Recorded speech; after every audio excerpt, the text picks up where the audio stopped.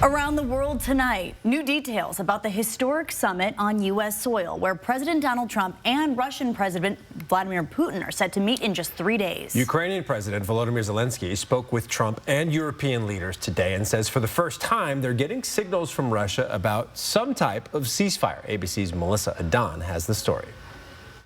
A historic bilateral meeting to take center stage in Anchorage, Alaska Friday, marking the first time Russian President Putin sets foot on U.S. soil in a decade. Ukrainian President Zelensky not invited. The White House saying the goal is to end the now 3.5-year-long war between Russia and Ukraine. Look, only one party that's involved in this war is going to be present. And so this is for the president to go and to get, again, a more firm and better understanding of how we can hopefully bring this war to an end.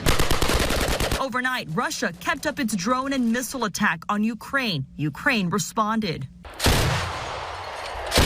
Conditions on the battlefield in Ukraine are just as brutal as ever, and we have seen in recent days Russian forces appear to make a pretty significant advance on Ukraine's eastern front. But in a recent call with Trump and European leaders, Zelensky says for the first time they are getting signals from Russia about some type of ceasefire. Zelensky emphasizing that no concrete plans have been presented. ABC's Rachel Scott today pressing the White House on any red lines mentioned on that call. Did Zelensky give President Trump any red lines, any non-starters ahead of this summit on Friday? Look, I don't want to reveal the private conversations between the president and President Zelensky, but what I can tell you is that the president has deep respect for all parties that are involved in this conflict and are trying to bring this conflict to an end. The White House also pressed on whether the negotiations could include a potential land swap. It's a very complex and complicated situation.